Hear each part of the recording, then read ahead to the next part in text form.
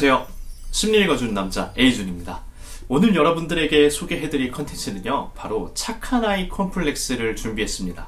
이 착한 아이 컴플렉스, 나이스 가이 신드롬이라는 것이 무엇인지 지금부터 좀 알아보도록 하겠습니다. 제가 얼마 전에 영상에 한 댓글이 달렸었는데 착한 아이 컴플렉스에 대해서 영상을 하나 만들어주시면 좋겠습니다 라고 이야기를 해서 이렇게 준비를 하게 되었는데요. 제가 이 착한 아이 컴플렉스를 준비하면서 학부 때 전공했던 심리학 책들을 다시 꺼내다 보고 상담학 석사를 하면서 봤던 신드롬이 적혀있던 어떤 노트들, 이런 것들을 좀 다시 한번 살펴보면서 증후군에 대해서 조금 공부를 해보는 계기가 되었던 것도 같아요. 이게 제안이 들어오다 보니 더 열심히 만들어야겠다 이런 생각을 하면서 이 착한 아이 증후군에 대해서 준비를 하게 되었습니다. 그래서 이 착한 아이 증후군이 무엇인지 지금부터 한번 이야기를 나눠보도록 하겠습니다. 여러분들은 어릴 때부터 지금까지 부모님 말씀을 굉장히 잘 들었나요? 혹은 착한 아이로 컸나요? 학교 선생님들의 말씀에 다 예스였었나요? 지금 어디 직장을 다닌다면 그 직장의 상사나 권위자에게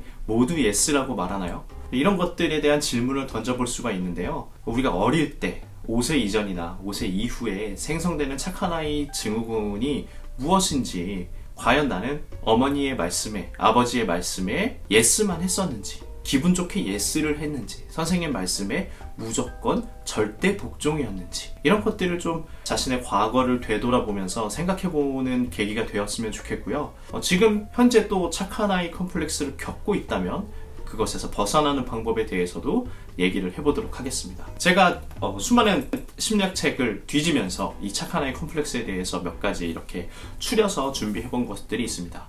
일단 정의를 내려야 하죠. 착한 아이 컴플렉스가 무엇인지. 말만 들었을 때 착한 아이 컴플렉스다라고 하면 착하기만 한 것인가? 너무 순진무구한 것은 아닌가? 이러한 생각들을 해볼 수 있는데 몇 가지 조건들이 있습니다. 이 착한 아이 컴플렉스라고 하는 타이틀을 달려면 일단 타인으로부터 인정받고자 하는 욕구가 아주 강력하게 있어야 합니다. 그래서 자신의 욕구나 소망은 안으로 억압한 채 타인이 말하는 것을 그대로 따라하거나 타인이 말하는 것에서 복종을 하는 경향성, 이런 것들을 방어 기제를 섞어서 억압이라고 부르는데, 이 착한 아이 증후군을 앓고 있는 친구들은 부모님에게서 이게 부당하다고 생각되어지는데, 선생님에게서 이게 부당하다고 생각되어지는데, 그것을 아주 긍정적인 예스를 통해서 자신의 욕구와 소망을 억압해버리는 것을 말합니다. 이러한 억압을 통해서 자신이 예스맨, 예스걸이 되어야 하는 현상, 이것을 착한 아이 증후군이라고 부릅니다. 그런데 착한 아이라는 말이 붙었기 때문에 아이들한테서만 일어난다라고 생각할 수 있지만, 실제로는요, 이러한 착한 아이 증후군을 겪은 친구들이 커서 착한 사람, 착한 남자, 착한 여자가 되어야 한다라고 이야기할 수 있습니다. 그렇게 되면 지금 현재 직장에서 권위자에게 어떠한 자신의 소망이나 욕구들을 말을 못하고요, 그 권위자가 시키는 대로만 행동하는 것, 타인의 눈치를 살피는 것, 이러한 아이로 커버릴 수 있는, 이러한 어른으로 커버릴 수 있는 현상이 일어난다는 것입니다. 착한 아이 증후군을 체크할 수 있는 체크 항목들도 있지만, 이것은 심리학 중에서 정신분석학, 그러니까 엄마와의 관계, 과거에서의 관계를 좀 살펴볼 필요가 있는데요. 아이로서의 나와 양육자, 부모로서의 부모와의 어떤 역할에서 일어나는 것들을 지금 좀 나눠서 살펴보도록 하겠습니다. 일단 아이의 특징을 좀 살펴볼게요. 착한 아이 증후군을 앓고 있는 아이의 특징들은요,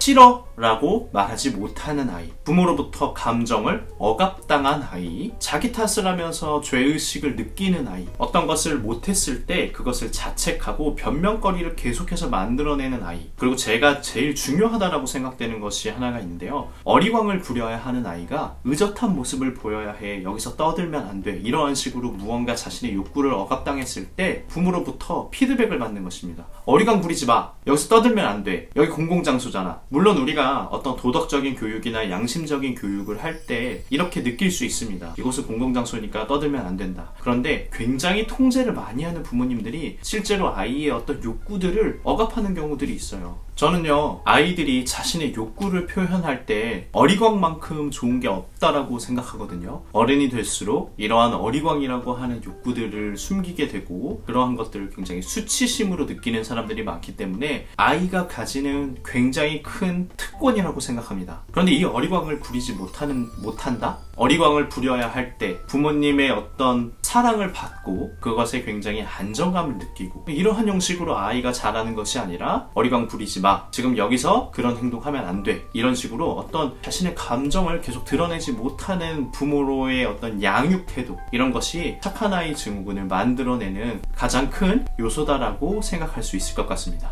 그리고 어떤 부모와의 관계를 봤을 때 방금 말씀드린 것처럼 첫 번째는 어리광을 부리지 못하게 하는 것, 어떤 아이의 욕구나 소망 등을 가로채서 억압하게 만드는 형식으로 가져가는 것이라고 말씀을 드렸는데요. 두 번째는요, 이 버림받을지도 모른다는 불안감에 떨고 있을 때 아이들은 yes라고 말합니다. 이 버림받는다는 건 무엇입니까? 너 이럴 거면 집 나가. 실제로 그런데 제가 상담을 해보면 이런 부모들 굉장히 많아요. 뭐 가방까지 아예 싸는 어떤 행동을 보여주시는 부모님들도 계시고요. 그것은 훈육이 아닙니다. 그러한 불안을 야기시켜서 아이들을 훈육시키고 아이들을 부모님의 마음대로 말을 잘 듣게 한다는 것은 아이를 착한 아이 증후군으로 만들어버리는 요소가 될 수 있습니다. 그러니까 다시 말하면 아이가 자신의 소망, 자신의 욕구, 어리광도 피우고요. 뭐가 안 좋다고 이야기를 자꾸 하는데 그런 것들을 다 억제시켜버리고 억압을 시켜버리면 아이가 당연히 yes를 하겠죠. 그렇게 큰 아이들이 착한 아이, 착한 여자, 착한 남자, 착한 사람으로서 이 사회에서 제 기능을 못하는 사람으로 자리 잡습니다. 다시 말하면 어릴 때 그렇게 양육자로부터의 어떤 불안들, 그것들이요, 사회생활을 할 때 권위자에게 타인에게 좋은 말을 듣고자 자신의 욕구를 감추고 그대로 진행하는 것입니다.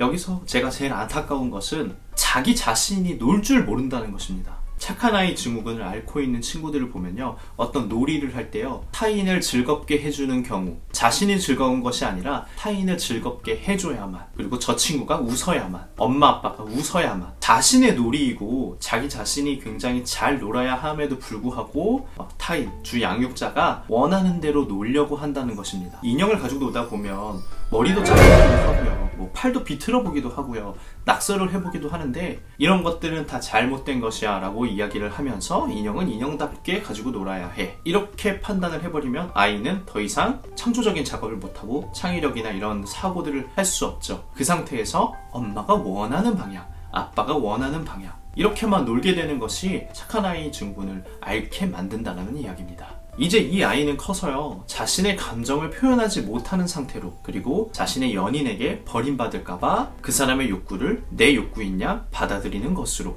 타인이 즐거워하는 방향으로 자신을 없앤다 라는 표현을 쓸 수도 있을 것 같습니다.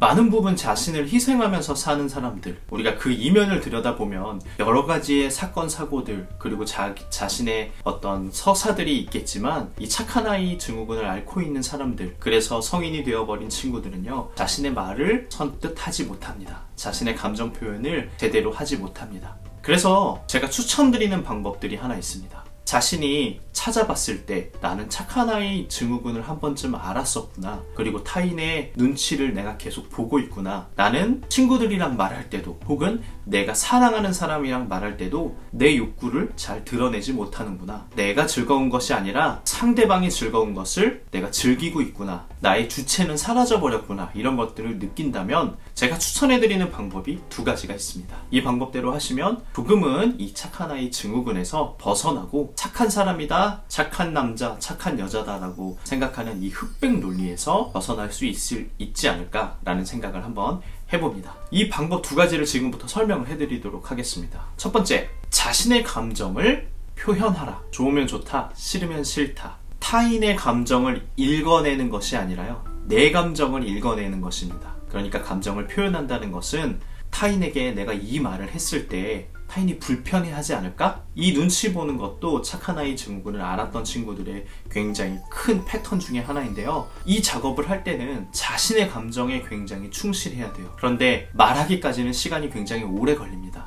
근데 여기서 중요한 것은요, 상대방에게 내가 어떤 불편한 감정을 느꼈다면 그 불편한 감정을 숨기죠. 일단 상대방에게 들키지 않아야 하거든요. 그런데 집에 와서라도, 그 상황에서는 내가 내 불편한 감정을 숨겼더라도 집에 와서라도 나 그때 불편했었지라고 한 번쯤은 자각하시는 것이 필요합니다. 이 트레이닝이 돼야만 내가 어떤 상황에서 불편감을 느꼈을 때 준비가 되는 것을 확인할 수 있습니다. 다짜고짜 표현하라고 했더니 나 이거 불편해. 이렇게는 우리가 감정을 표현하지 않아요. 저도 이제 감정과 관련된 수업을 하면서 이런 것들을 어떻게 표현시킬 수 있을까? 굉장히 많은 감정들 중에서 하나의 감정을 느꼈다면 그 감정을 어떤 식으로 표현할 수 있을까? 이 단계까지 오는 것은 굉장히 힘든 일입니다. 그렇기 때문에 내가 그 감정을 느꼈었구나. 집에 와서라도 자신을 좀 되돌아보는 것이 필요하고요. 그러한 감정들이 나한테 인정이 되었을 때 말할 용기를 좀 내어볼까? 이런 2단계를 거쳐서 상대방에게 조금씩 이렇게 표현을 하는 것으로 계단을 올라가듯이 단계를 밟아야 하는 것입니다. 물론 우리가 끝까지 감정 표현을 가져가야 하겠지만 감정을 표현하기 전에 내가 그러한 감정을 느꼈다라는 것을 이렇게 수기로라도 집에서 적어보는 것이 필요합니다. 나중에 내가 말할 용기가 생겼을 때 그 친구에게 혹은 그 사람에게, 그 타인에게 나 저번에 그런 감정들을 조금 느꼈었습니다 라고 이야기를 하면 생각보다 큰 일이 일어나지 않습니다. 오히려 경청하고 수용해주는 사람들이 많기 때문에 무례한 방식으로 감정을 표현하진 않겠죠. 그래서 자신의 감정이 어떻게 느껴졌는지 이런 것들을 한 번씩 체크해보는 것이 필요합니다. 두 번째는요, 우리가 예전에 어떤 영화에서 예스맨이라고 하는 영화가 나왔었던 것 같아요. 그 짐 캐리 주연의 예스맨이었던 것 같은데, 짐 캐리가 굉장히 부정적인 사람이죠. 그래서 어떤 걸 계기로 예스맨이 되고자 해서 무엇이든 다 예스라고 얘기하고 다닙니다. 그런데요, 우리가 반대로 생각을 해보면 딱 맞죠? 싫어라고 표현하면 됩니다. 그런데 이 싫어가요, 사람들을 내가 거절한다, 이것이 굉장히 큰 불편함을 주거든요. 저도 마찬가지예요. 웬만한 거면 저도 굉장히 긍정적이고 싶어 하는 사람이기 때문에 사람들이 이야기하는 것이 내가 크게 거슬리지 않는다면 내용을 따라가거나 그 주장들을 받아들이곤 합니다. 그런데 여기서 어떤 상대방의 이야기를 싫어라고 이야기하는 것, 그건 좀 아닌 것 같아 라고 이야기하는 것은 굉장히 큰 용기가 필요한데요. 그냥 하루에 5번씩 싫어라고 가볍게 이야기해보는 것. 예전에 어떠한 분이 해외를 다니면서 싫어라고 이야기할 만한 거리들을 만들어서 자신이 거절당하는 것, 그것들을 굉장히 트레이닝 하시는 분도 계셨던 것 같아요. 그래서 내가 거절당할까 두려워서 타인의 시선을 따라가거나 타인의 권력에 굴복하는 것, 자신이 싫어라고 말할 수 있는 것, 거절을 당하는 것이 아니라 거절을 해보는 것이 굉장히 중요합니다. 이러한 방식으로 어떤 거절을 당할까 두려워서 거절하면 타인이 나를 싫어할까봐, 이러한 생각은 접어두시고요. 가장 중요한 것은 나 자신이기 때문에 나 자신이 거절할 수 있어야 거절받을 때도 그것을 두려워하지 않을 수 있습니다. 거절하는 것이 두렵고 거절받는 것이 두렵다, 이런 상황에서는 제가 방금 말씀드린 것처럼 싫어라는 키워드를 사용해 보십시오 라고 이야기를 해드렸는데 사실 쉽지 않죠. 그런데 여기서 제가 중요한 것 하나만 말씀드릴게요. 상대방에게 양해를 먼저 구해놓으면 됩니다. 내가 싫어라고 5번 말할 건데 5번 말할 거리를 미리 좀 말해주십시오 라고 이야기하면 돼요. 특히 친구들이나 같이 살고 있는 부모님 혹은 부부라면 내 반려자에게 이야기를 해보면 좋겠죠. 내가 오늘 5번만 딱 거절해볼게. 거절할 만한 거리들을 나한테 좀 던져주겠어? 그렇게 트레이닝을 하다 보면 정말로 중요한 순간에 내 욕구가 불러일으켜지는 것에 타인을 따라가는 것이 아니라 내 욕구대로 거절할 수 있습니다. 가령 예를 들면 거절하기 쉬운 것들을 먼저 상대방에게 요구해달라고 하면 되죠. 예를 들면 이런 거죠. 지금 물 마실래? 싫어. 그런데 마시기 싫어도 받죠. 근데 이런 습관을 고쳐야 된다는 말씀을 지금 드리는 겁니다. 그래서 부정적으로 싫어를 연습하라는 것이 아니라 내가 안정적으로 나를 지킬 수 있는 싫어, 그것이 착한 아이 증후군, 착한 남자, 착한 여자, 이런 것들에서 벗어날 수 있는 어떤 하나의 씨앗이 되지 않을까, 이런 생각을 해봅니다. 그래서 이런 착한 아이 증후군을 겪었던 사람들의 특징들은 착하고 말 잘 듣는 것은 좋은 것이라고 생각하고요, 나쁜 말을 사용하거나 부정적인 것은 나쁜 사람이라고 생각합니다. 그런데 이렇게 이분법적으로 나뉘지 않죠. 우리는 착한 아이, 착한 사람이 되는 것이 아니라 지혜로운 사람, 현명한 사람이 되어야 하는 것입니다. 그렇기 때문에 착하다라고 하는 것이 자신에게 어떤 정의를 내리는지 그것부터 좀 깨부셔야 하지 않을까, 이런 생각을 해봅니다. 자, 오늘 영상도 도움이 되셨다면 구독과 좋아요 부탁드립니다. 다음에 더 좋은 영상으로 찾아뵙겠습니다. 감사합니다.